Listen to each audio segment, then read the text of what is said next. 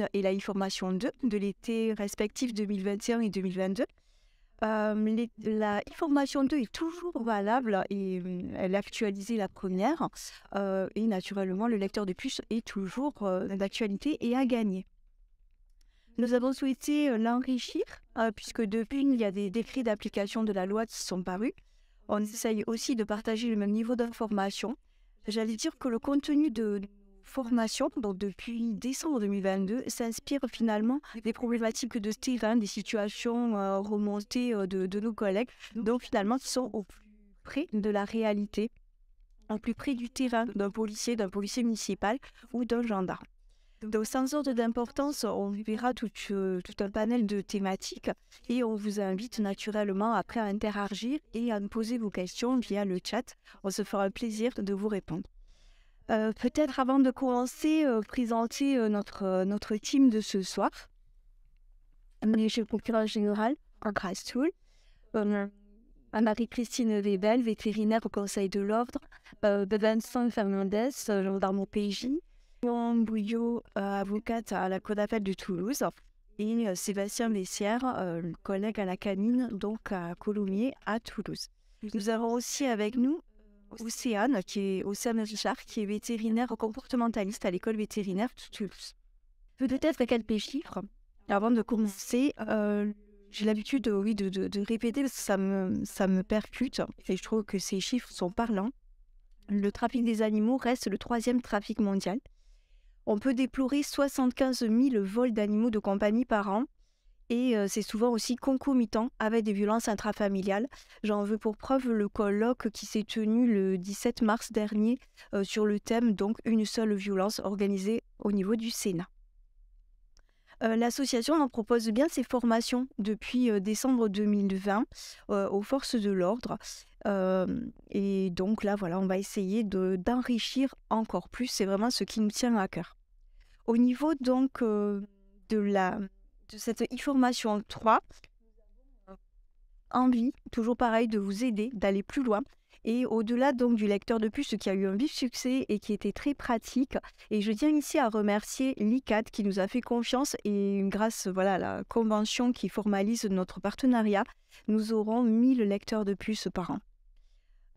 Cette e-formation 3 donc, vous permettra via le questionnaire qui s'affiche de pouvoir répondre aux questions. Et si vous avez 9 sur 10 ou 10 sur 10, cette fois-ci de gagner à votre choix, soit notre écusson officiel des 4 patounes, soit sinon ce petit objet très pratique en s'approchant de la période estivale qui est un casseur de vitres, on va dire, qui sert aussi à couper les ceintures de sécurité, mais surtout quand on entend parler d'animaux en détresse dans des véhicules en plein soleil, voilà, c'est ce petit objet magique qu'il vous faut.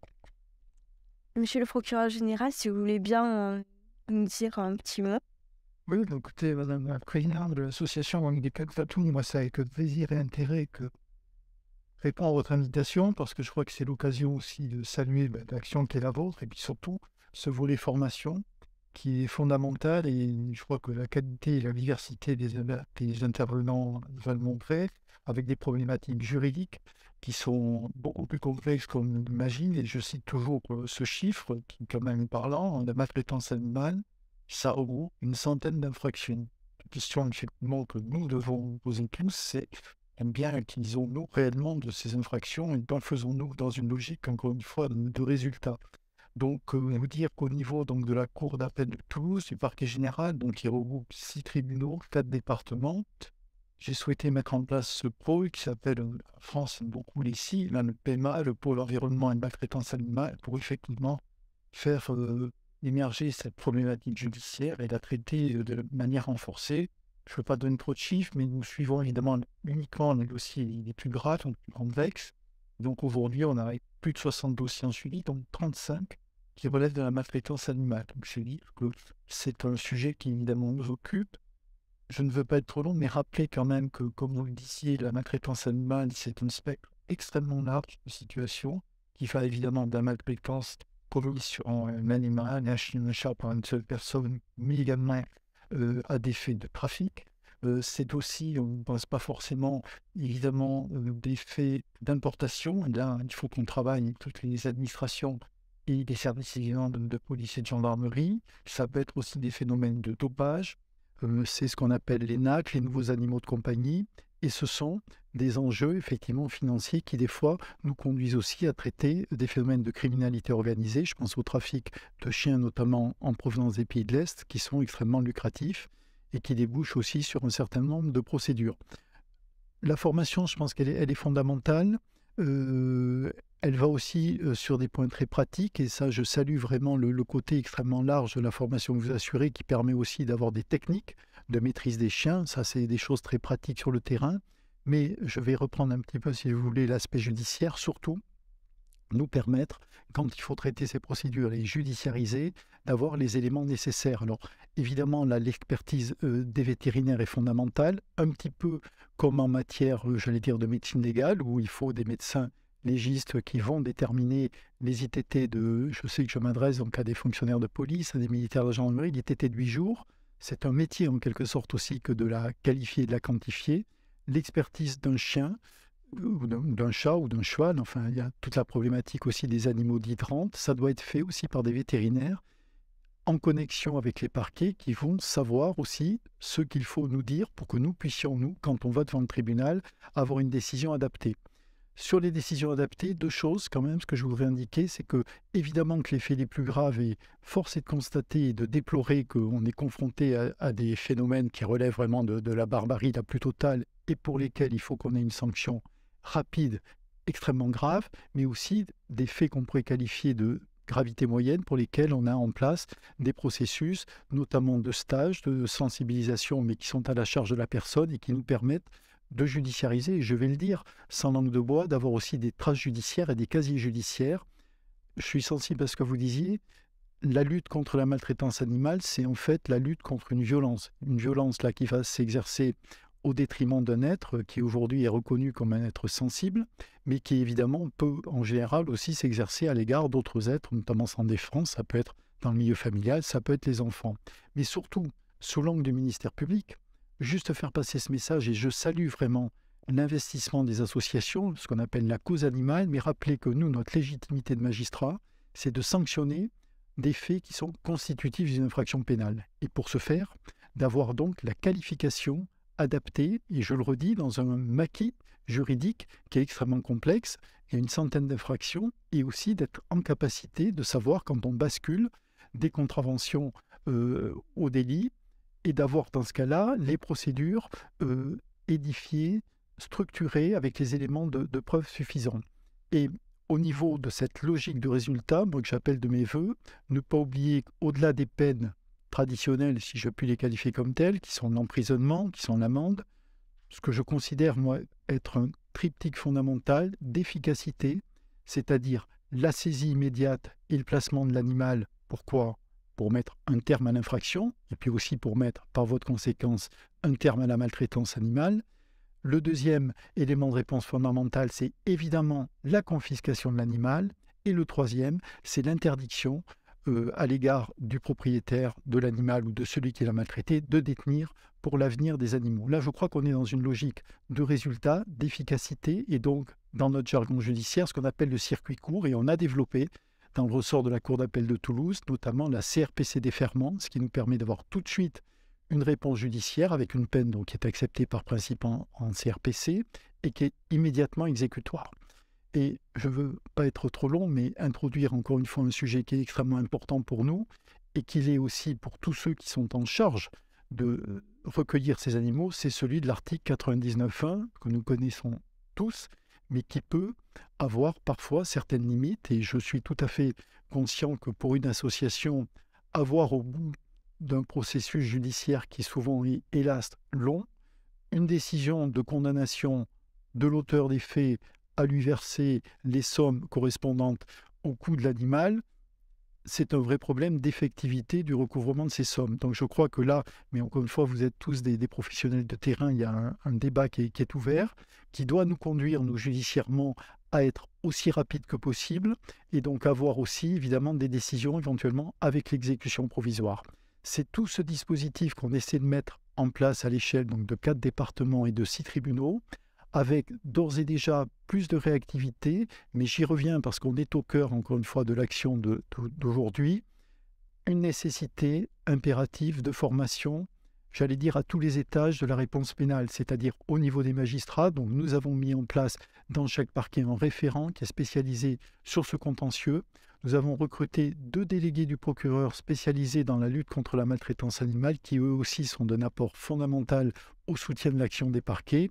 Évidemment, la formation à laquelle vous concourez de l'ensemble des policiers et des gendarmes qui interviennent sur le terrain.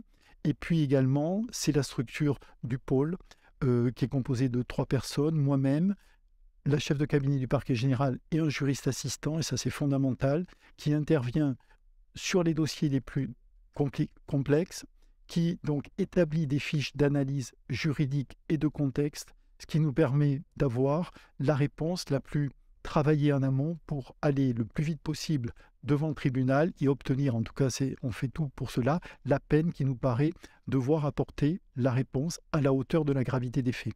Je pense, et je vais en terminer là-dessus, mais qu'aujourd'hui nous sommes en train de changer d'époque, si je puis dire. C'est-à-dire que encore il y a quelques années, je pense que la maltraitance animale n'était pas forcément considérée comme devant être traitée de manière prioritaire. Je dis juste qu'au niveau du ministère public, je souhaite qu'elle soit traitée ni plus ni moins qu'un autre contentieux, mais qu'il n'y a pas de raison de ne pas sanctionner des infractions qui sont pénales.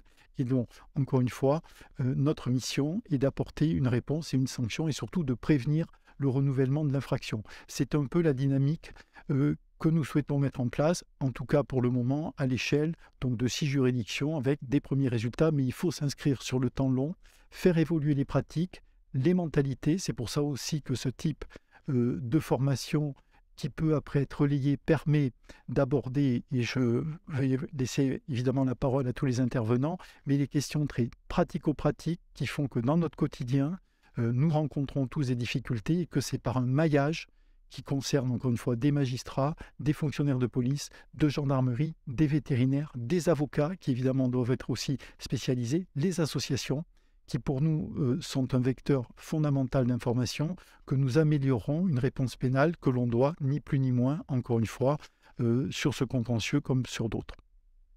Merci beaucoup, monsieur le procureur général, pour cette réponse très complète et votre précieux soutien dans cette noble cause. En effet, nous sommes tous un précieux maillon et j'allais dire policiers municipaux, gendarmes. Nous répondons aussi, nous participons à la réponse pénale. Donc, on a bien entendu l'article 99-1 du CPP qui permet donc la confiscation provisoire de l'animal. Il y a toute une déclinaison, en effet, de maltraitance et d'évolution de la loi. On en parlait, la nouvelle loi de novembre 2021. Actuellement, il y a un projet de loi sur l'interdiction des colliers. Peut-être tu peux nous en dire un peu plus, Marion ? Oui, avec plaisir. Effectivement, il y a en ce moment au niveau du Parlement un projet de loi, donc c'est une proposition de loi en réalité, sur l'interdiction donc, des colliers électriques, colliers à pointe et colliers à clous, qui a été notamment proposé par la députée Corinne Vignon et qui a été donc voté en première lecture à l'Assemblée nationale, qui est en ce moment en lecture au Sénat. Et donc cette proposition de loi, elle vise en réalité à mettre un terme donc, aux colliers électriques à clous ou à pointe, qui crée une certaine souffrance chez les animaux. Donc en se basant sur pas mal de revues scientifiques et de recherches scientifiques, notamment développées par des vétérinaires, et qui vise surtout du coup à réformer la formation des éducateurs canins et de ceux qui sont donc, du coup titulaires de la CACED, pour éviter que ces formations et ces éducateurs canins se forment sur le tas, c'est-à-dire en 2 jours ou en ou en quelques heures, via des formations internet qui émergent un petit peu au fur et à mesure. Donc il y a une formation en réalité vraiment carrée et une procédure à ce niveau-là. Donc cette proposition de loi elle vise tout ça et elle est en ce moment en lecture au Sénat. Exactement, et elle va donc dans le sens du bien-être de l'animal et on soutient, Corinne Vignon nous soutient depuis le début de l'aventure et on la salue naturellement ce soir. Il y a toute une déclinaison, on disait, de maltraitance et on voit que le manque de formation parfois est un frein à la prise en compte de cette délinquance qui est bien spécifique. Il y a encore des confusions sur le terrain, notamment par rapport à la race des bullies qui quand même objectivement ressemble fortement au Malinois. Pardon, et puis le Malinois, ce sera le prochain item, ressemble fortement au staff, ou tout au moins Alors, on va parler dans un premier temps du Malinois et on viendra tout à l'heure sur les bullies. Alors, le Malinois, Sébastien, tu connais? Oui, je connais, puisque c'est une race de chien qui est utilisée dans les services de police et de gendarmerie, étant donné que c'est un chien qui a un patrimoine historique et génétique qui l'amène au travail, qui est un chien, on dit souvent c'est une formuleur, capable de tout faire, qui comprend très vite. Et est-ce que c'est un chien de catégorie? Alors, on me pose souvent la question. On n'est pas un chien de catégorie. C'est pour ça, certainement, que c'est un chien qui apparaît un peu partout dans toutes les couches sociales, on va dire, et qui est très à la mode en ce moment. C'est un chien qui, du coup, n'étant pas catégorisé, sachant que il va être employé dans diverses situations. Alors, au départ, c'est un chien qui est surtout employé pour le sport. Aujourd'hui, on le trouve, par exemple, dans certains quartiers. Il y a de moins en moins de staff et de plus en plus de Malinois parce qu'il n'y a pas la contrainte de la catégorie, justement. Or, ces chiens qui sont utilisés dans un certain contexte répondent parfaitement aux attentes qu'on a pour cette race-là. La problématique, c'est quoi? C'est que, évidemment, si socialement c'est un chien qui crée de nombreux problèmes, il se peut que la loi s'adapte forcément comme elle a fait par le passé et qu'on se dirige vers la catégorisation de ces chiens-là. Ce serait dommage. Et en même temps, c'est peut-être aussi un moyen de pouvoir empêcher des débordements, cadrer l'utilisation de ce chien par des professionnels, par des gens qui sont compétents. Aujourd'hui, il faut savoir que c'est un chien qui est très présent dans les SPA. Et pour le moment, toutes les semaines, on m'appelle au service pour me dire j'ai un Malinois, est-ce que vous pouvez en faire quelque chose parce que moi je m'en sors plus. Voilà. Donc, est-ce que c'est un chien qui va être amené à être catégorisé? Peut-être. Alors justement, Océane nous rejoint. Donc Océane, est-ce que tu peux nous en parler un peu du Malinois et après du bully, s'il te plaît? Parce que j'ai souvent des questions comme ça de collègues qui me disent mais là, ça ressemble fortement à un staff, le bully. Alors, est-ce que ce sont des chiens de catégorie? Bon, on va s'adapter et donc parler de la vente à la sauvette. Donc, c'est vrai que essaye de chercher certaines infractions, notamment pour les gens du voyage, les gens de la rue, qui vendent un petit peu comme ça dans la rue. Donc, quels sont les éléments postes? Et est-ce que finalement on peut verbaliser?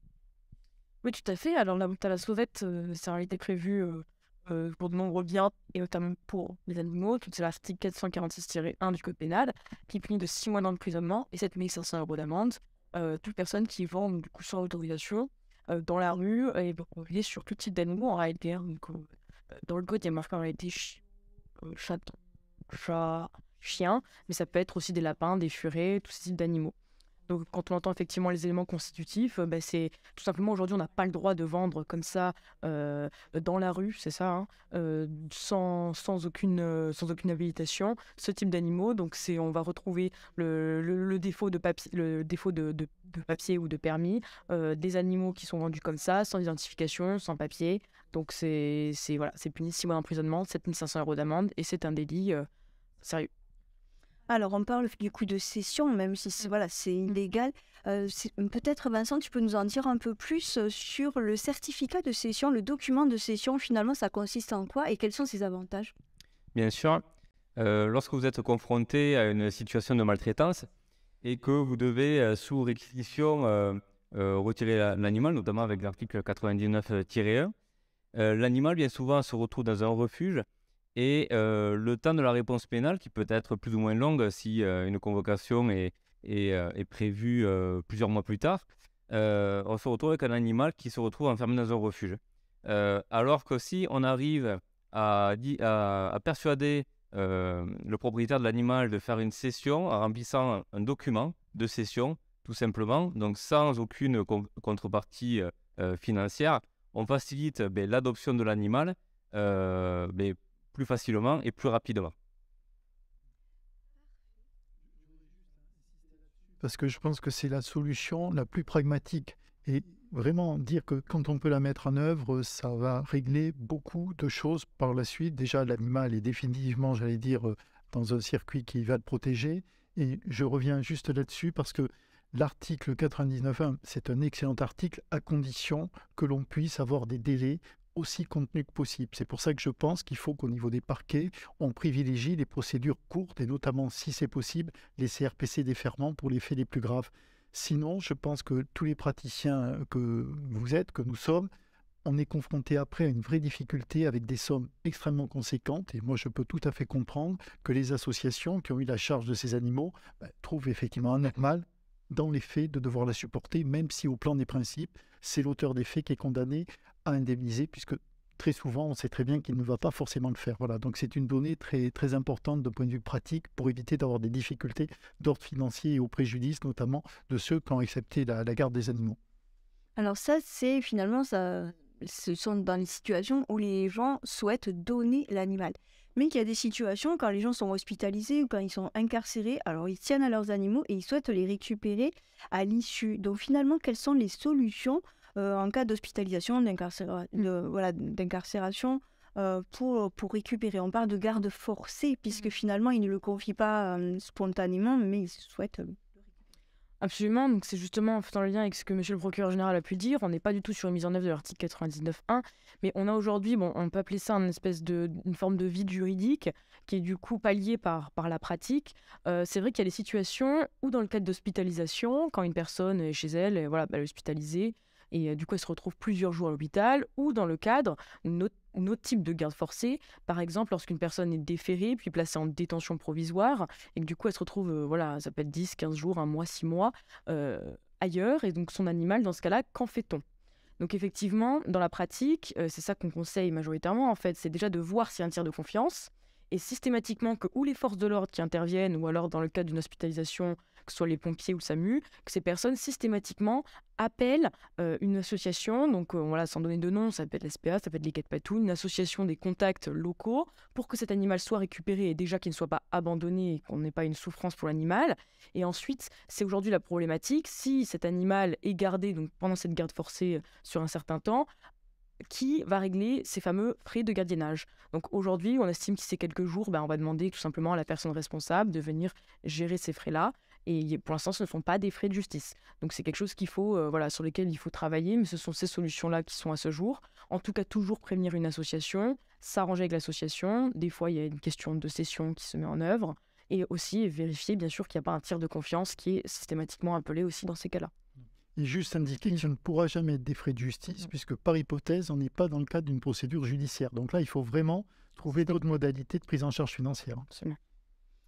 Anne, oui, vas-y. Sachant que suite à une hospitalisation, le maître ne peut pas un arrêté de placement provisoire. Le temps de la sortie de ça va être une session qui doit rester courte.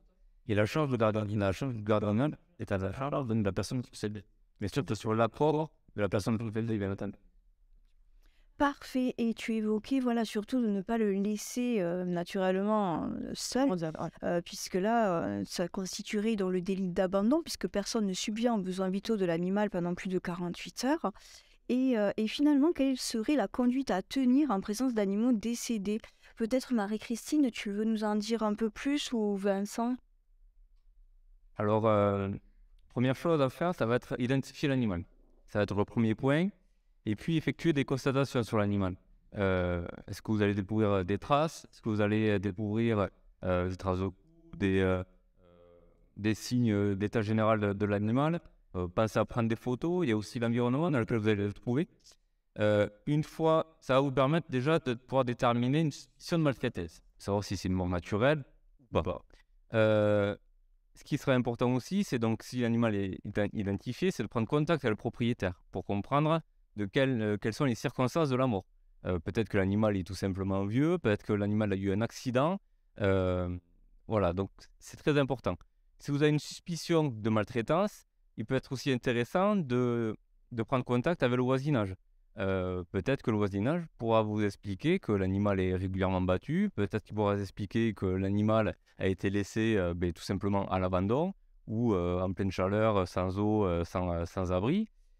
Et ensuite, une chose importante aussi, si vous avez une suspicion de maltraitance, c'est rendre compte au parquet compétent et qui pourra notamment vous orienter sur la suite de la procédure et également, il sera utile de proposer qu'une autopsie ou des analyses soient faites sur l'animal afin de déterminer les causes de la mort.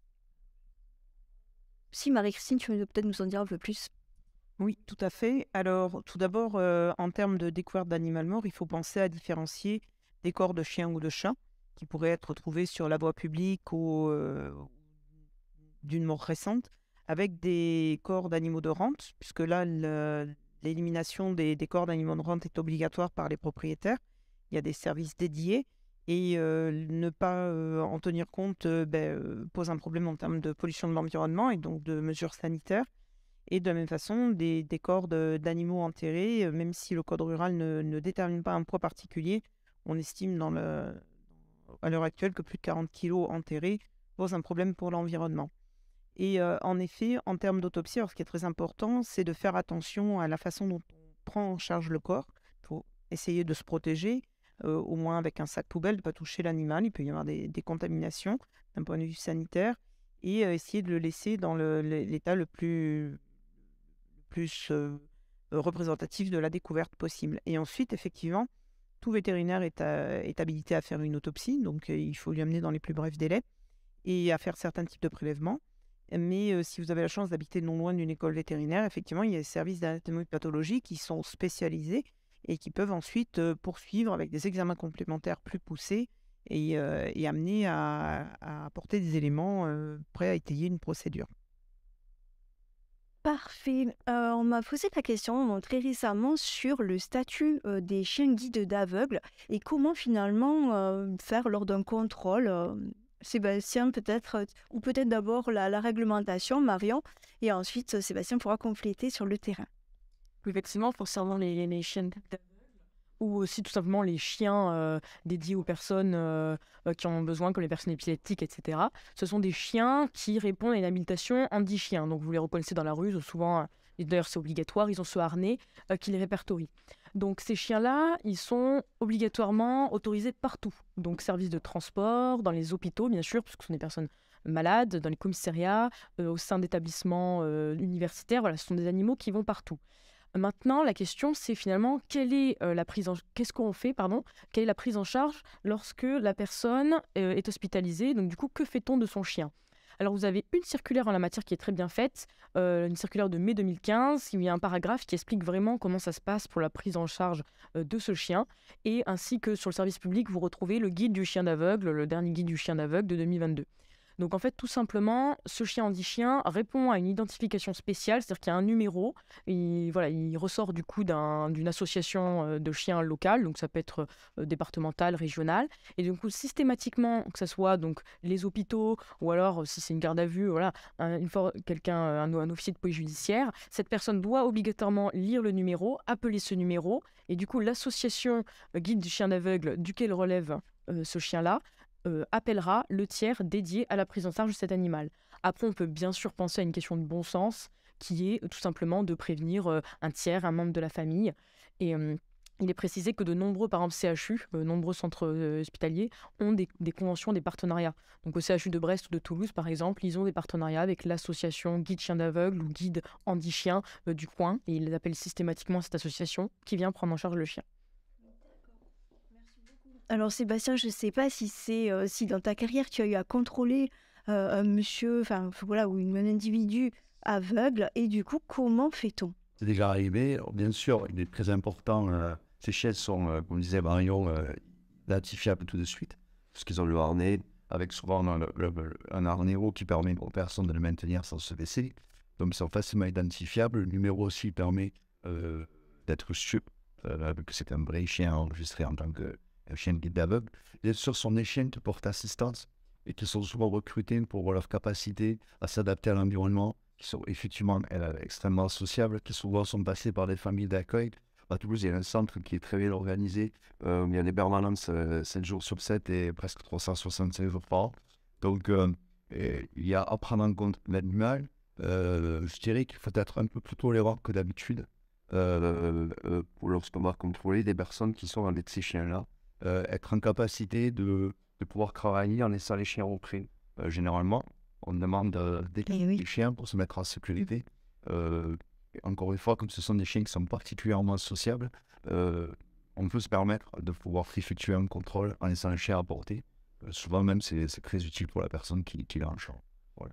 Donc, J'irais de se mettre en principe, c'est plutôt des labradors, c'est ça? Alors là, j'aimerais bien revenir sur les bullies et les malinois. Sont-ils des chiens de catégorie? Océane, tu veux bien nous donner ton éclairage? On a les American Bully qui sont la nouvelle race à la mode et qui effectivement peuvent passer pour des chiens de catégorie puisqu'ils ressemblent fortement aux American Staffordshire Terrier. Le souci, c'est que c'est une race qui est reconnue aux États-Unis, donc ils disposent de ce qu'on appelle un ABKC, un American Bully Kennel Club. Donc en gros, c'est comme la Société Centrale Canine, mais aux États-Unis. Et tout simplement, en fait, cette race n'est pas reconnue en France. Donc du fait qu'elle ne soit pas reconnue en France, cette race doit être absolument de ce qu'on appelle une diagnose de catégorie. Donc la diagnose de catégorie, en fait, c'est des mesures objectives du chien, tout simplement. C'est-à-dire qu'on ne va pas se baser sur le comportement du chien, on va simplement mesurer le chien, prendre des photos et voir si oui ou non les mesures du chien correspondent à l'arrêté du 27 avril 1999. Si le chien correspond à ces mesures, dans ces cas-là, il rentre dans la première catégorie puisqu'il n'a pas de pédigré reconnu en France. Si par contre il ne rentre pas dans les mesures, tout simplement, il n'est pas catégorisé. Moi, j'ai eu affaire très régulièrement à des American Bully ces derniers temps et honnêtement, je n'en ai aucun qui rentre dans la première catégorie puisque déjà la loi nous décrit le pitbull finalement, hein, qui est censé ressembler à l'American Bully, comme un chien qui ne correspond pas aux critères de l'American Staffordshire Terrier avec des mesures qui ne correspondent jamais aux chiens que l'on retrouve sur le terrain. Donc honnêtement, actuellement, je n'ai aucun chien que j'ai placé en première catégorie puisqu'il y a toujours des mesures qui ne correspondent pas du fait de la rédaction en fait, de l'arrêté du 27 avril 1999. Par rapport à la race des Malinois, la question se pose de ce que j'ai entendu là, de catégoriser ou non le chien. En fait, pour moi, il ne devrait pas y avoir de catégorie de chien. Un chien n'est pas plus dangereux de par sa race. Un chien peut être plus dangereux de par son éducation et du milieu de développement, d'où est-ce qu'il vient, s'il a été correctement sevré, si la maman était compétente, la quantité de chiots, le milieu de développement, comment est-ce que les personnes qui l'ont fait naître s'en sont occupées. Mais la race ne fait pas du chien un chien plus dangereux. Hein. L'ANSES a sorti un rapport en 2018, sur les analyses de 2017-2018 en 2020, comme quoi les races n'étaient pas plus, il n'y avait pas une race plus dangereuse qu'une autre. Et d'ailleurs, les chiens de catégorie ne ressortaient pas comme plus dangereux que d'autres races.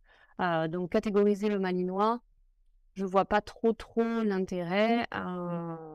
Pour moi, les catégories ne devraient pas exister. Par contre, qu'il y ait une formation donnée à tout propriétaire de chien, peu importe la race du chien, ça pour moi, ça me semblerait indispensable. L'évaluation comportementale est obligatoire. J'imagine quand il mord un humain, mais il y a d'autres situations, je crois. Tu peux nous en dire un peu plus? Oui, alors pour faire un point sur l'évaluation comportementale, donc l'évaluation comportementale a lieu uniquement dans 3 cadres différents. Donc il y a le cadre du chien qui a mordu. Dans ces cas-là, l'évaluation comportementale doit avoir lieu normalement dans les 15 jours suite à la morsure. Donc on sait que quand un chien a mordu, normalement il a les 3 visites sanitaires pour vérifier que le chien ne soit pas porteur de la rage au moment de la morsure. Donc il va y avoir une visite dans les 24 heures après la morsure, 7 jours après, puis 15 jours plus tard. Et normalement, dans ces 15 jours de visite sanitaire, l'évaluation comportementale doit avoir lieu. L'évaluation comportementale est réalisée uniquement par un vétérinaire qui est inscrit sur les listes départementales. Mais ce n'est pas forcément un vétérinaire comportementaliste. N'importe quel vétérinaire peut s'inscrire sur la liste départementale. Donc, il y a ce cadre de la morsure. Ensuite, il y a le cadre des chiens de catégorie. Les chiens de catégorie doivent obligatoirement avoir une évaluation comportementale entre l'âge de 8 et 12 mois. Et pour la dernière possibilité, c'est sur demande du maire ou du préfet. En fait, si le maire ou le préfet estime qu'un chien présente un danger, donc parce qu'il y a eu des plaintes des voisins, de la police, etc., là, il peut y avoir une demande express d'une évaluation comportementale. Voilà, j'ai eu le cas sur différents chiens qui n'avaient pas mordu d'humain, mais qui présentaient des problèmes parce qu'ils étaient en divagation dans la commune. Et donc là, le maire a fait une demande d'évaluation comportementale sur le chien alors qu'il n'avait pas présenté de morsure. Mais comme il divaguait et que voilà, le portail était régulièrement ouvert, il y a eu une demande d'évaluation de dangerosité pour ce chien. Normalement, il y a des délais à respecter. Donc, comme je vous disais, normalement, dans les 15 jours après la morsure, l'évaluation doit être réalisée, ou entre 8 et 12 mois pour les chiens de catégorie. Si ces évaluations ont lieu hors délai, elles sont quand même envoyées au maire et elles ont tout de même lieu. Alors, pour les évaluations pour les morsures vis-à-vis d'autres animaux, en fait, il n'y a aucune obligation d'évaluation comportementale sur ces chiens-là. L'évaluation comportementale est là pour déterminer le niveau de dangerosité du chien vis-à-vis de l'humain. Mais le maire, ou voilà, par l'intermédiaire de la police, peut demander une évaluation comportementale lorsqu'un chien a mordu un autre chien. J'ai eu le cas très récemment, un chien qui a mordu un autre chien assez sévèrement. La police a désigné le chien comme potentiellement dangereux et donc le maire a demandé une évaluation comportementale pour ce chien. Mais il n'y a aucune obligation de facto. C'est-à-dire que ce sera vraiment une demande de la part des autorités en fait. Et c'est même pas la police elle-même qui peut demander. Il me faut absolument, pour tout vétérinaire inscrit sur les listes, tout vétérinaire évaluateur, il faut une demande écrite du maire, donc un arrêté municipal en fait, pour avoir justement cette évaluation comportementale suite à une morsure, même s'il y a décès de l'animal, il n'y a aucune obligation, là ça va vraiment dépendre des autorités. Voilà. Alors effectivement, donc on a établi, Cricket Platoon, là, j'avais été diffusé ce fameux tableau des infractions. On peut retrouver tout type d'infractions, donc à savoir une morsure d'un animal sur un humain ou du coup d'un animal envers un autre animal. Donc d'un animal sur un humain, il s'agit donc d'un délit. Par contre, d'un animal sur un autre animal, il s'agit d'une contravention de 4e classe de mémoire. Donc voilà, donc ça c'est effectivement... C'est un cas d'imprudence, de négligence. Exactement, c'est considéré, en fait, on considère que le propriétaire de l'animal a fait preuve d'imprudence, de négligence ou de maladresse en ne tenant pas suffisamment son animal. Donc ça peut être, et c'est souvent retrouvé notamment pour des chiens de catégorie ou des chiens dangereux, donc viendra s'ajouter systématiquement, régulièrement, des fois un défaut de permis de détention ou une infraction annexe. C'est exactement ça. Peut-être encore, je ne sais pas s'il est besoin de préciser que l'identification est obligatoire en France et on encourt une peine de 750 € d'amende. Mais par moment, sur le terrain, on se retrouve avec un ICAD qui ne rentre pas dans nos fichiers puisqu'il ne commence pas par 250. Marie-Christine, tu veux nous en dire un peu plus sur ce sujet-là, s'il te plaît? Oui, tout à fait. Alors, effectivement, l'identification est obligatoire chez tous les animaux, les chiens depuis les nés après 1999 et les chats depuis 2012. Mais cette identification, d'abord, elle est encore possible par tatouage, mais la majeure partie du temps, elle se réalise par le biais d'un transpondeur. Alors, cette puce électronique comporte 15 chiffres. Ça, c'est une réglementation qui est internationale. Et ces chiffres, en fait, dépendent à la fois, les 3 premiers chiffres sont le code du pays, donc en France, c'est 250. Les deux autres chiffres suivants, c'est le code espèce, donc 26 pour les carnivores, 25 pour les chevaux, et ainsi de suite. Et ensuite, on a le code fabricant, puis le code qui est propre à l'animal. Et en fait, l'identification, tout en étant obligatoire pour aller dans les pays étrangers, alors que le tatouage ne l'est pas, n'est pour l'instant pas référencé sur un seul et même fichier actualisé et opérationnel au niveau européen. Ce qui fait que quand on a un animal qui a été identifié à l'étranger, il faut que la personne qui arrive avec son animal sur le sol français fasse une demande d'importation de ce numéro étranger sur le fichier français. On a en cours de développement un logiciel, enfin une base de données qui s'appelle Europet, qui commence à référencer certaines identifications, mais qui est encore absolument pas assez développée et qui ne permet pas de retrouver tous les animaux. Répondre.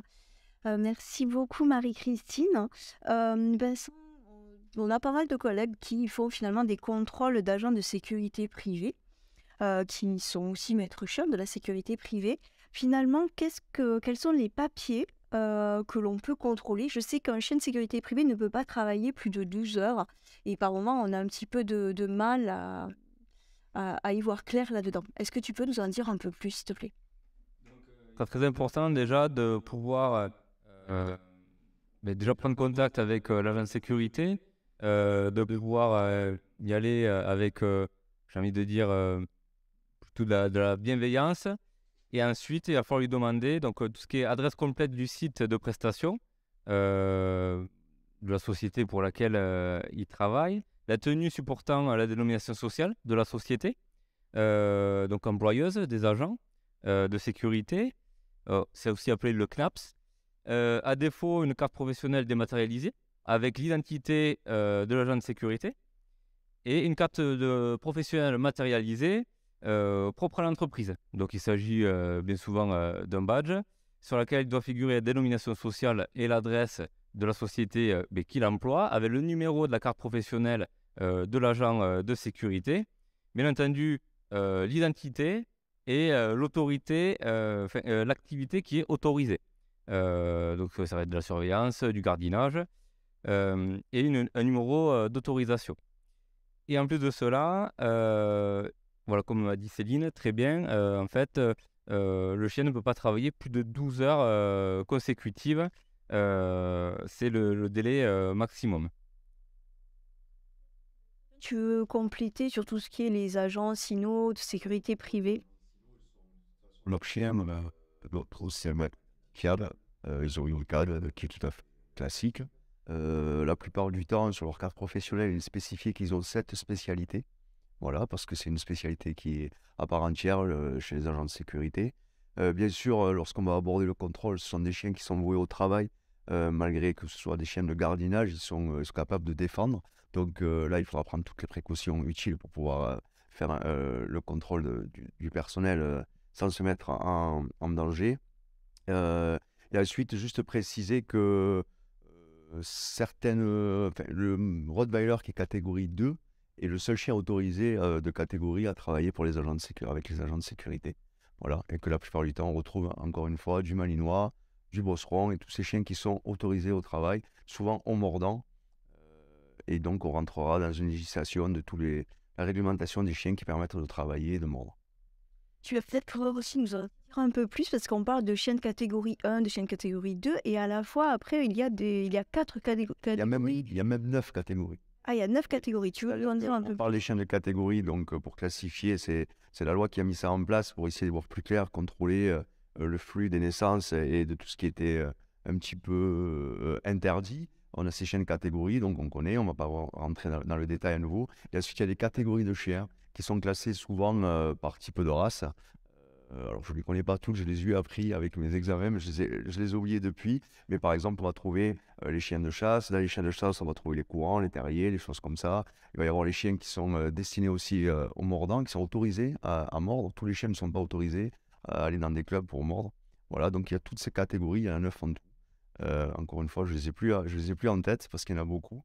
Mais souvent, c'est par type de race et souvent d'utilité ou de travail.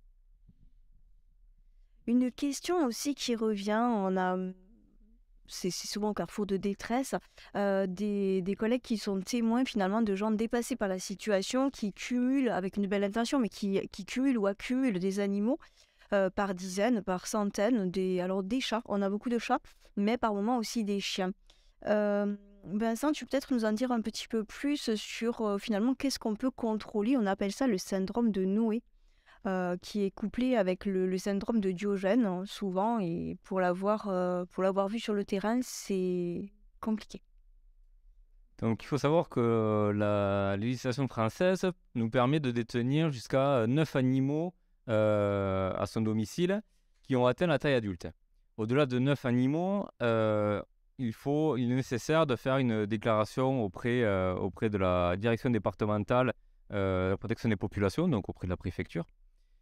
Et comme l'a très bien dit Céline, il arrive parfois où on trouve dans des domiciles une accumulation d'animaux. Donc le syndrome de Noé, c'est une pathologie mentale où des gens vont accumuler des animaux alors qu'ils ne peuvent pas ni les nourrir convenablement, ni les soigner, ni les héberger dans de bonnes conditions. Et bien souvent, la problématique, c'est que ces personnes qui sont touchées par ce trouble ne se rendent pas compte de la maltraitance qu'ils font subir à leurs animaux. Ils aiment leurs animaux et la problématique qu'on va rencontrer, c'est qu'ils ne veulent pas forcément s'en débarrasser, voire pas du tout s'en débarrasser. ou s'en séparer. Tant bien, souvent, ils parlent, vous allez me prendre mes bébés. Vraiment, c'est au carrefour de détresse. Mais par contre, oui, en effet, il y a des choses à contrôler. Tout à fait. Donc déjà, il faut savoir s'ils sont identifiés. Déjà, première chose, c'est la première chose à faire.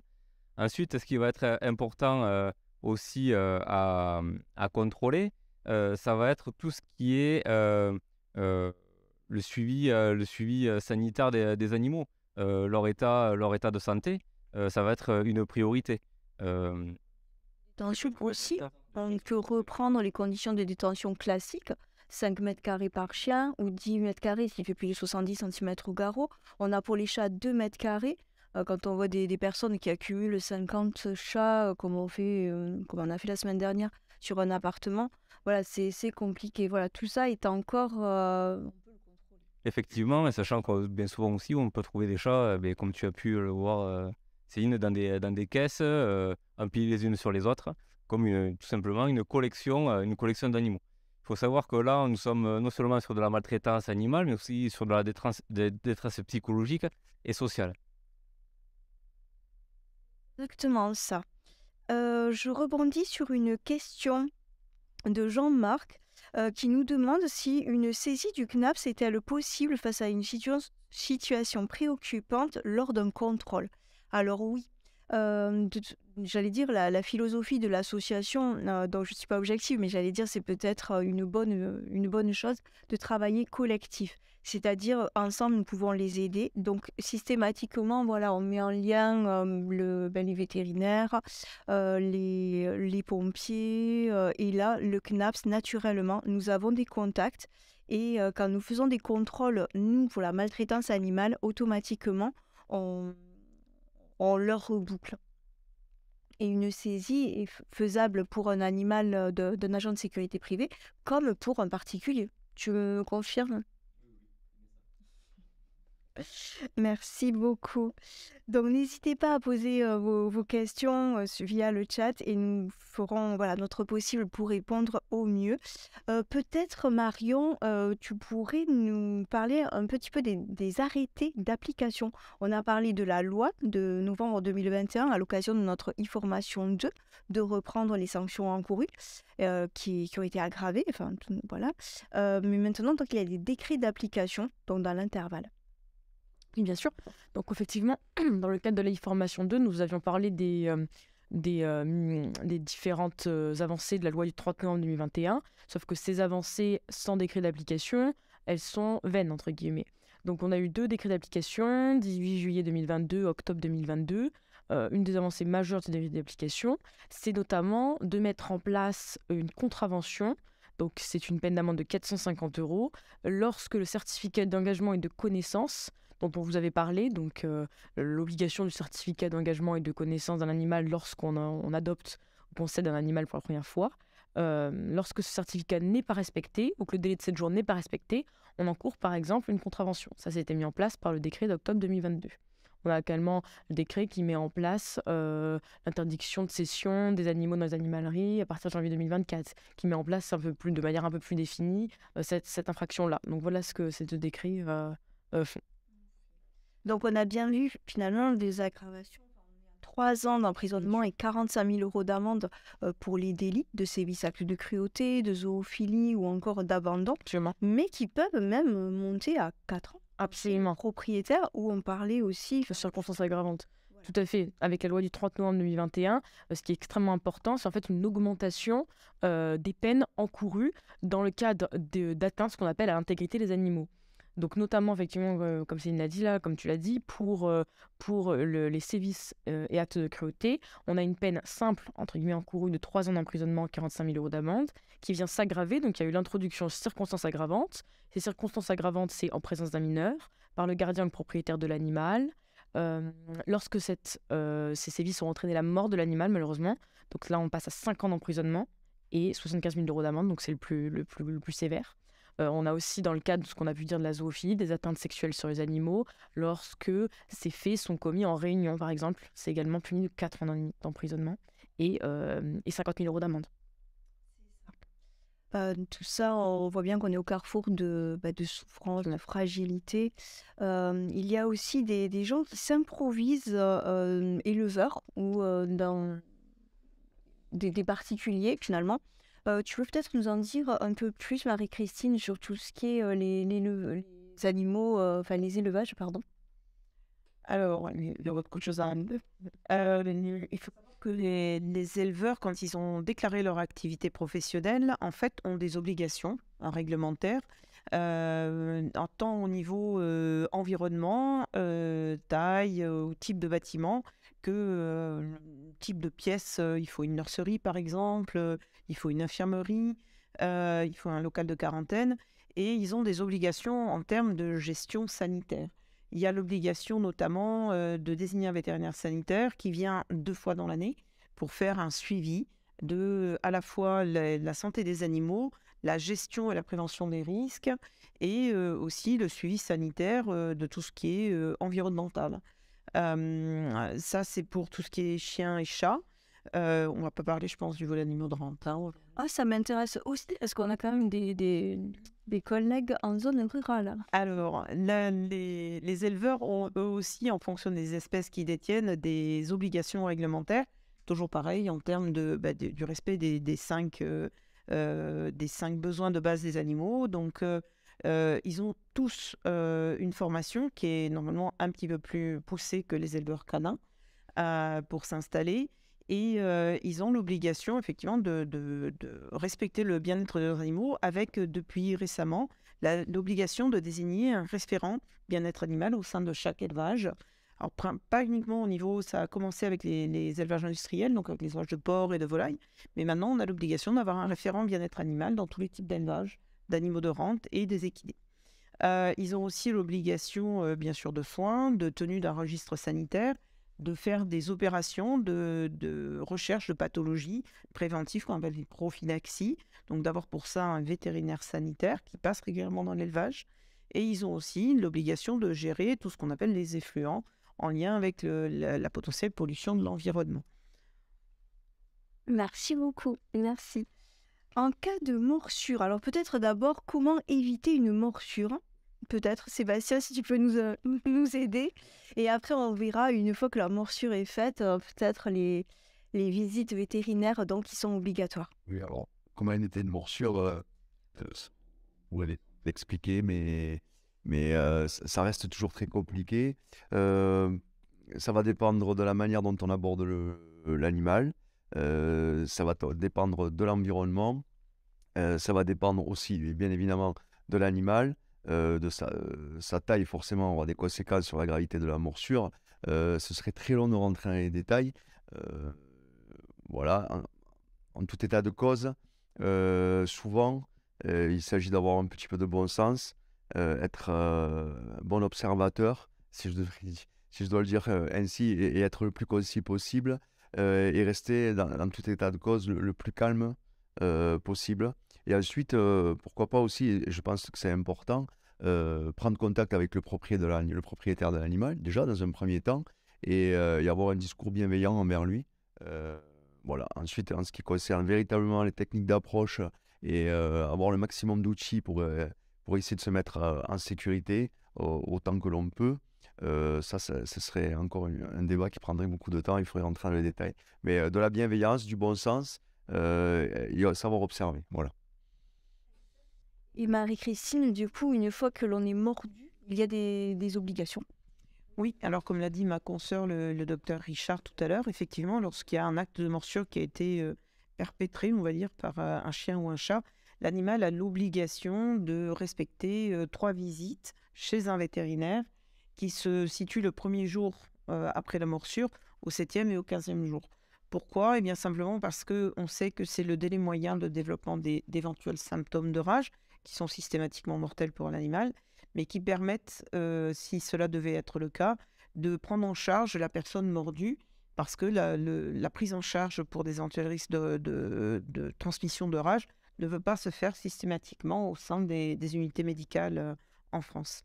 On va peut-être revenir sur l'article 99-1 du CPP qui consiste à la confiscation provisoire de l'animal. Et on a une question de Stéphanie, ou tout au moins un échange sur le chat, qui nous demande quand est-ce qu'a lieu la confiscation définitive de l'animal. Donc la confiscation définitive de l'animal va avoir lieu à l'issue du procès pénal. C'est une fois que la personne sera convoquée au tribunal que la décision sera prise, tout comme une peine d'emprisonnement ou une amende, s'il s'agit d'une peine, corrigez-moi Marion si je dis une bêtise, mais il s'agit d'une peine qui est souvent complémentaire à la peine d'amende, enfin à l'amende ou à la peine d'emprisonnement. On a une question de Thibaut qui nous demande, dans un cas de maltraitance animale, d'un point de vue procédural, quelles sont les pièces de procédure fondamentales qui doivent apparaître dans une procédure pénale? La première chose à faire, ça va être un PV de transport constatation. Votre PV de transport constatation, vous devez, comme agent de police judiciaire ou officier de police judiciaire, vous savez que c'est le PV le plus important. C'est là où vous allez acter les constatations, est-ce que vous avez pu voir et les éléments que vous avez recueillis. Pour faire une procédure pénale qui est dans la maltraitance animale, il va être important de pouvoir décrire tout l'environnement dans lequel vous avez trouvé l'animal, l'environnement dans lequel il a évolué et également les traces que vous avez constatées. Après, vous n'êtes pas vétérinaire et vous devez absolument, si vous avez un doute, requérir un vétérinaire afin que lui puisse faire un bilan. Alors, on ne parle pas d'un animal décédé, mais d'un animal qui est maltraité. S'il est retiré directement auprès d'un refuge, rien ne vous empêche de requérir un vétérinaire via le refuge. Ou si l'animal, lorsqu'on est confronté à des faits de manquement de conditions de détention, l'animal n'est pas forcément retiré. Généralement, il n'est pas retiré. Vous pouvez demander au propriétaire d'effectuer une visite auprès de son vétérinaire. Revenons sur la procédure pénale. Il va être important de faire votre procès verbal de constatation et de mesures prises. Auditionner les éventuels voisinages qui peuvent être témoins de maltraitance quotidienne ou ponctuelle. Et ensuite, il va être nécessaire aussi de rendre compte au parquet qui, lui, pourra vous donner de nouvelles directives.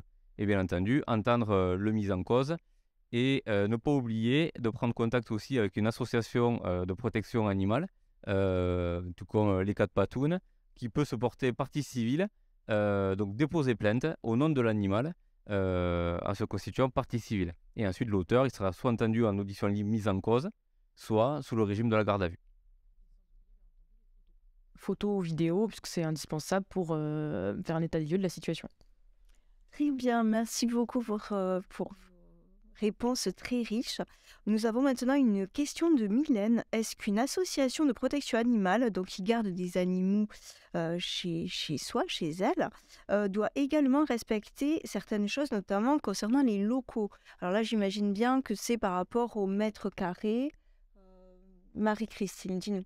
Alors oui, effectivement, tout détenteur d'animaux, qu'il soit professionnel, associatif, particulier, a les mêmes obligations quant au respect du bien-être de l'animal, sa surface, les types d'alimentation, d'évacuation d'excréments, etc. etc. Certaines associations disposent de locaux donc, qui elles-mêmes doivent, comme chez les professionnels éleveurs ou les professionnels pension canine ou autres, avoir une désignation de vétérinaire sanitaire et respecter les normes sanitaires. D'autres associations, normalement, n'ont pas dans leur statut la possibilité d'accueillir des animaux et font appel à des familles d'accueil qui, elles aussi, maintenant ont un statut qui a été beaucoup mieux cadré depuis la nouvelle loi d'octobre 2021 et dont Marion va peut-être pouvoir nous parler un petit peu. C'est quoi? Nous avons la question donc, de Jean-Marc. Est-il envisageable d'encourager le détenteur d'un animal à une cession pour faciliter les choses en qualité de force de l'ordre? Alors oui, on peut rebondir sur les propos de monsieur le procureur général de la Cour d'appel de Toulouse, Franck Rastoul, qui s'est exprimé sur ce sujet. Et Vincent aussi, si tu veux confirmer. Donc c'est un outil qui doit, comme l'a très bien dit le procureur général, c'est un outil qui doit être utilisé le plus possible. Cette attestation de cession permet de nous faciliter la tâche et de nous éviter de requérir et de mettre sous main de justice l'animal qui sera remis dans un refuge. Pourquoi cet outil est très intéressant et qu'il faut l'utiliser le plus possible? Pour plusieurs raisons. La plusieurs raison, c'est pour faciliter notre travail, déjà dans un premier temps. Dans un deuxième temps, ça va être aussi pour l'animal. C'est-à-dire que lorsque l'animal est sous réquisition, il est placé sous main de justice dans un refuge, le temps que le propriétaire de l'animal, ou enfin, en tout cas que l'auteur des maltraitances soit jugé, il peut se passer plusieurs mois, et en attendant, l'animal, il est placé au refuge et ne peut pas être adopté. Et alors pour le certificat de cession permet justement, vu qu'il cède directement l'animal au refuge, permet de faciliter l'adoption. Et le troisième point, comme l'a très bien dit tout à l'heure le procureur, c'est les frais de garde de l'animal qui sont à la charge des refuges et des associations et qui peuvent peser lourd sur plusieurs semaines, voire plusieurs mois. Voilà. Parfait. Alors, on a tout plein de questions. Donc, Virginie qui nous dit, moi j'ai juste une question, est-ce qu'il y a une réglementation dans les élevages? Il y a beaucoup d'abus dans les élevages et de maltraitance, énormément de races et de nombre de chiens. Donc là, on parlerait davantage de chiens. Alors, oui, la réglementation, elle est sur les normes de détention. Donc, on revient avec des normes qui sont en lien avec la DDTM, la Direction départementale des territoires, sur les surfaces, donc par chien, ça on l'avait déjà, mais sur l'éloignement des habitations, la gestion des effluents, tout type d'activité en lien avec les animaux nécessite d'avoir une récupération des eaux de nettoyage, des excréments, de façon à ne pas polluer l'environnement. On a une réglementation qui varie entre une détention entre 9 et 25 chiens ou plus de 25 chiens, puisqu'à plus de 25 chiens, on estime qu'il y a une nuisance sonore olfactive plus importante, donc il y a un éloignement plus important des zones d'habitation. Il faut aussi avoir de l'eau à disposition. Enfin, il y a toute une réglementation qui est très très détaillée au niveau de la DDTM et auquel tous les élevages sont soumis. Il y a donc aussi cette gestion sanitaire avec la présence, comme on disait tout à l'heure, d'une maternité, d'une infirmerie, la tenue d'un registre sanitaire, un registre des entrées-sorties comme dans tout type de chenil, etc., etc. Tout ça est très très bien détaillé. Ouais. Ah, il y a encore une question pour toi. Je précise que le réel de ce web séminaire est donc réservé aux forces de l'ordre et on ne peut pas rentrer dans les détails de procédure. Voilà, je lis bien l'histoire du couteau sur le chien, mais on ne pourra pas régler ça ce soir. C'est une question de parquet qui prendra ou pas selon le travail des collègues de terrain. Et j'aimerais revenir, donc, on peut retrouver les propriétaires de chiens et de chats, mais comment faire pour les équider? Exactement la même chose. En fait, l'identification des équidés, elle est obligatoire. C'est un peu échelonné dans le temps, mais on va dire entre 2001 et 2004. L'intégralité des équidés, qui avant pouvaient être éventuellement tatoués à la lèvre, maintenant doivent aussi être équipés d'un transpondeur.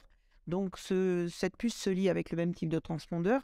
Les puces sont posées dans le tiers supérieur de l'encolure à gauche, mais comme tout type de lecteur, et avec les chiens séparés, il faut s'approcher assez, donc à moins de 10 cm, ce qui n'est pas toujours évident. Il existe des transpondeurs qui sont, comme pour les selfies, équipés d'une perche, et ça permet d'avoir accès un petit peu plus loin. Mais c'est toujours facile avec les équidés. Ensuite, ces numéros d'identification, on a une base nationale qui s'appelle la base IFCE, anciennement le CIR, donc, qui permet, avec comme l'accès ICAD, avec un accès identificateur. Peut-être que toutes les forces de l'ordre ne sont pas équipées, mais en tout cas, les vétérinaires le sont. Et on retrouve comme ça une bonne partie des propriétaires d'équidés. Le gros problème dans la filière équine est de deux ordres. Premièrement, les détenteurs d'équidés font très rarement les changements de propriétaire, contrairement aux chiens et aux chats. C'est un vrai problème, c'est un vrai frein pour nous sur le terrain, pour les forces de l'ordre aussi d'ailleurs. Et la deuxième chose, c'est les chevaux d'importation. Parce que de la même façon qu'avec l'ICAD, on n'a pas de registre de fichiers internationaux. Et lorsqu'on se retrouve face à un cheval qui est souvent importé d'Espagne ou d'Italie, eh bien, on est incapable de mettre la main à la fois sur le propriétaire et sur l'importation réelle ou frauduleuse de l'animal. Enfin, il y a toute une procédure autre pour les documents d'importation officiels, mais ce n'est pas le sujet de la question. Très bien, très très bien.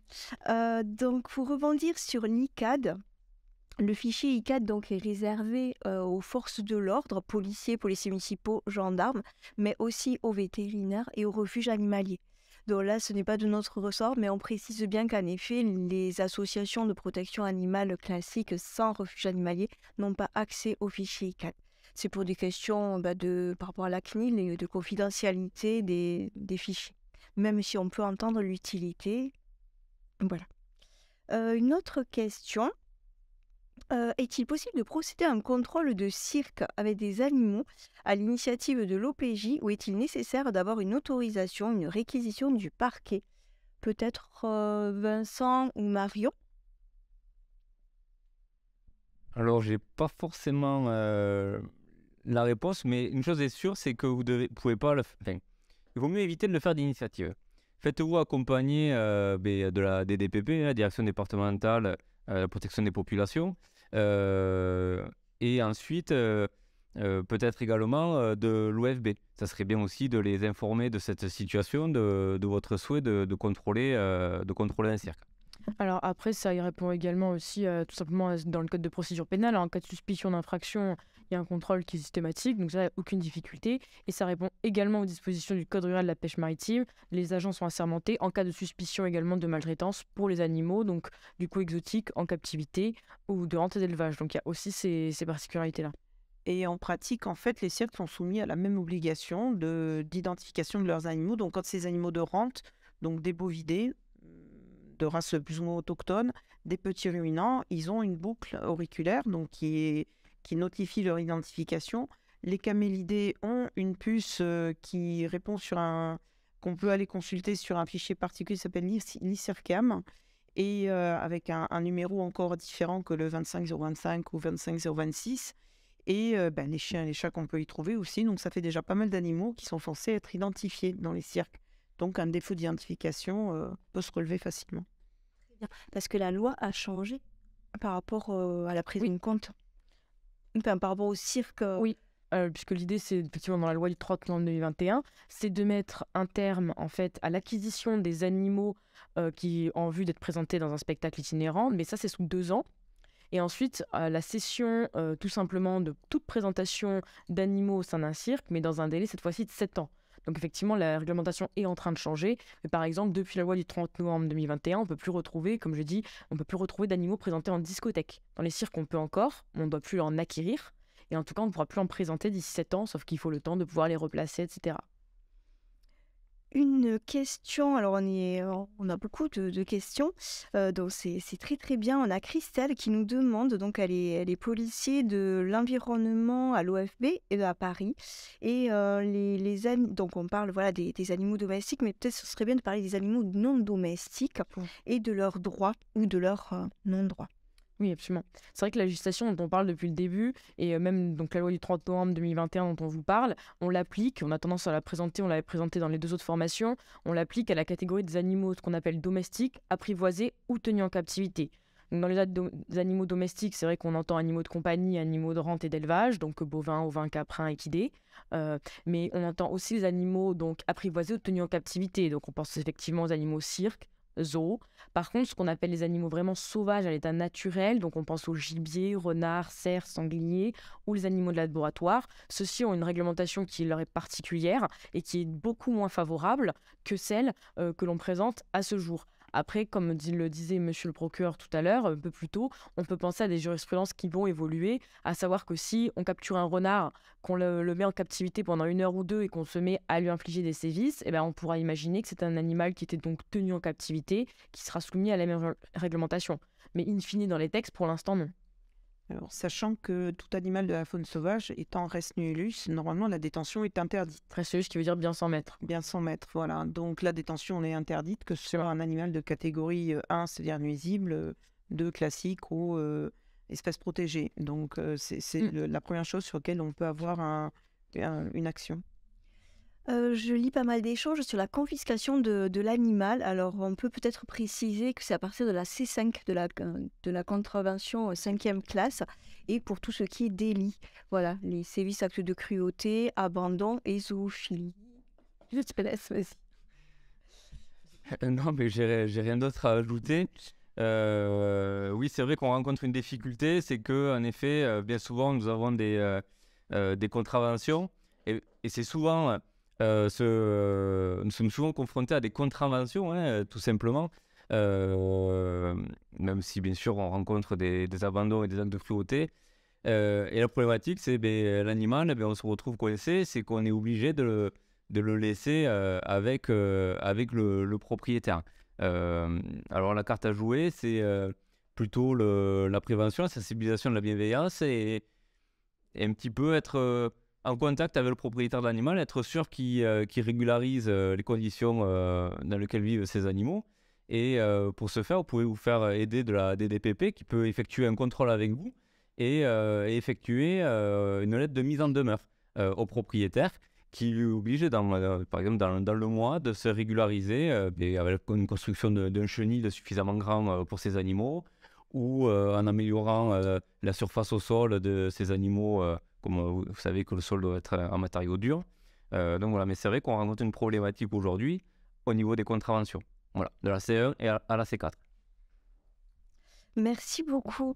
J'ai pas mal de questions là sur les pouvoirs du maire.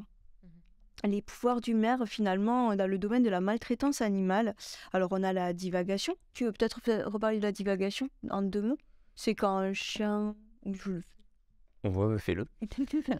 Non, rapidement, dans la divagation, c'est quand un chien est à plus de 100 mètres de son propriétaire ou un chat à plus de 1000 mètres s'il est identifié. Après, on a aussi tout ce qui est les chiens de catégorie qui doivent être recensés au niveau de la mairie. On a aussi tout ce qui est la saisine vétérinaire pour une intervention concernant les conditions de détention. Ils peuvent le saisir directement, le maire. Quand les conditions de détention sont déplorables, ils peuvent faire un signalement directement au niveau du maire. Il y a tous les RIJ aussi, les rapports d'intervention judiciaire que peuvent faire les policiers municipaux directement au niveau de l'OMP. Et puis, il y a aussi les conventions tripartites, donc souvent des DSP, parquet et mairie, où il peut y avoir des référents, donc c'est facilitant pour traiter la maltraitance animale. Donc oui, le maire est quand même le premier magistrat de sa circonscription, donc il a des pouvoirs et il peut impulser tout au moins une... Alors c'est le premier objet de sa commune. Et il faut savoir qu'il a l'obligation d'être en relation avec une fourrière.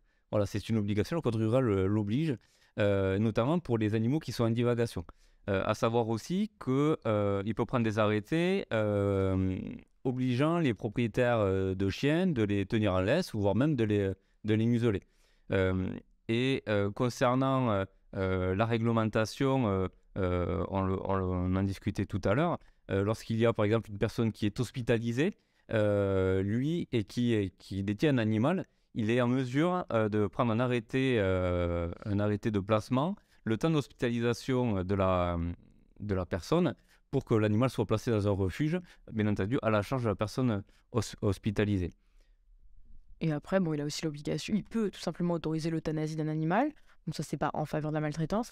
Oui, voilà. les évaluations comportementales, tout à fait. Totalement. Et comme on disait avec la loi du 3 octobre 2021 aussi, on a l'obligation pour les communes d'avoir un dispositif en fait ou de mise en fourrière ou de chat libre où il y a des dispositifs. Donc finalement, la commune elle a aussi l'obligation de vérifier que ces animaux ne soient pas errants, ne soient pas abandonnés. Tout à fait. Et l'euthanasie, oui, peut être décidée par les autorités administratives, en aucun cas judiciaire, donc le maire ou le préfet, suite à une évaluation comportementale. Peut-être le rôle de la DDPP, parce que là, on voit, est-ce qu'ils peuvent se déplacer chez des particuliers? Alors oui, dans l'absolu, la DDPP peut se déplacer chez des particuliers. En pratique, au jour d'aujourd'hui, il se déplace principalement chez des professionnels, que ce soit des professionnels en élevage d'animaux de rente, quand on a des signalements par rapport aux conditions de détention des animaux qui entraînent de la souffrance et donc de la maltraitance. Il faut savoir qu'en général, la DDPP est intégrée dans un dispositif qu'on appelle les CDO, puisqu'on sait qu'en élevage, la majeure partie des problématiques qui entraînent de la maltraitance chez les animaux sont en partie liées à du mal-être de l'éleveur.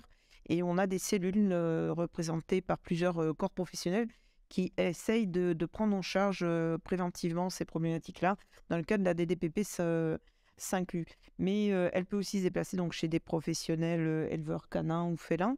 Et dans les cas plus particuliers, effectivement, quand il y a des problématiques chez des particuliers, effectivement, il y a des techniciens qui peuvent se déplacer aussi. Au jour d'aujourd'hui, en fait, ils sont en train de mettre en place les fameux référents aussi, dont les DDPP doivent se doter en termes de maltraitance animale pour pouvoir ensuite coordonner l'action des référents à la fois en gendarmerie, en police, au niveau des DPP, pour que sur le terrain, il y ait une efficience améliorée dans la prise en charge des problématiques en lien avec la maltraitance, autant à titre privé qu'à titre professionnel. Peut-être décliner des DPP. Alors, vulgairement, ça s'appelle les services vétérinaires. Sinon, c'est la direction départementale de l'environnement, du travail, de la cohésion sociale. La protection des populations, la protection des populations. Voilà. Ils englobent beaucoup de choses. Et nous, en fait, en lien avec la maltraitance animale, on traite avec le chef de service santé et protection animale. Très, très bien. Sarah qui nous demande, je voudrais savoir comment on peut vérifier l'interdiction de détenir un animal. Est-ce prévu dans le cadre d'une CJ, existe-t-il un fichier accessible aux vétérinaires? Alors, pour répondre, alors le fichier pour les vétérinaires, je ne sais pas, Marie-Christine, voilà, c'est judiciaire. En revanche, vous pouvez et vous devez prendre contact avec l'exécution des peines qui pourra consulter si en effet la personne a une interdiction ou pas. Et en théorie, ça se fait pas toujours, hein, mais c'est tout comme une personne qui a une interdiction de tenir une arme. Cette mention doit être inscrite sur le FPR, sur le fichier des personnes recherchées. Donc lorsque vous contrôlez une personne, si en effet elle a une interdiction de tenir des animaux et qu'elle a dans son véhicule ou qu'elle détient un animal, à partir de là, elle se trouve en infraction. Là où on va retrouver on va dire un vide juridique, c'est l'interdiction de détenir un animal. Mais c'est pas mentionné si c'est dans le foyer ou si c'est elle qui est propriétaire. Voilà. S'il y a un animal dans le foyer, on ne peut pas lui reprocher de détenir un animal si c'est pas elle qui est propriétaire de l'animal. Après, tout simplement, c'est également dans le bulletin judiciaire 1 et 2, puisque c'est à titre de peine complémentaire. Au bout de 6 mois, ce sera mentionné à la suite de la condamnation dans le bulletin judiciaire. Merci beaucoup pour votre intérêt. L'heure arrive de nous quitter. On voit énormément de questions, donc ce qui nous conforte finalement dans la pertinence, dans l'utilité de ces formations. N'hésitez pas à nous écrire donc sur notre site internet et aussi via notre adresse mail, lesquatpatounes@gmail.com. Peut-être pour conclure, quelques mots sur l'association en général. Je vois qu'il y a aussi des questions là-dessus. Donc nous avons 4 piliers. Nous allons souffler nos 4 bougies le mois prochain, en mai 2023. Et donc il s'agit d'aider les animaux en détresse ou en refuge, de promouvoir leurs adoptions, sensibiliser les nouvelles générations. Quand je vois comment on peut s'impliquer encore plus, mais c'est peut-être ça aussi. Nous sommes basés sur Toulouse, mais un peu partout en France, de prendre contact, de faire des partenariats avec des écoles et des collèges. Mais au-delà de ça, en qualité de force de l'ordre, de créer un réseau. Vraiment de créer un réseau. Ensemble, nous pourrons les aider. Donc, policiers municipaux, gendarmes, peut-être faire un WhatsApp par département. Il y a aussi des prises d'attache avec les vétérinaires en local qui ont parfois des mines d'or à nous confier.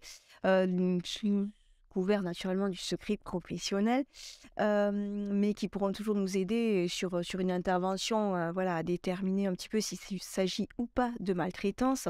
On a les pompiers. Les pompiers ont des unités de risque animalier qui sont là pour les animaux en détresse ou en danger. J'allais dire, il y a toute un maillage finalement de professionnels, le parquet naturellement. Qui répondent à la réponse, qui participent à la réponse pénale. Donc merci à tous et on reste à votre disposition par mail. On continue à être ensemble. Merci à tous.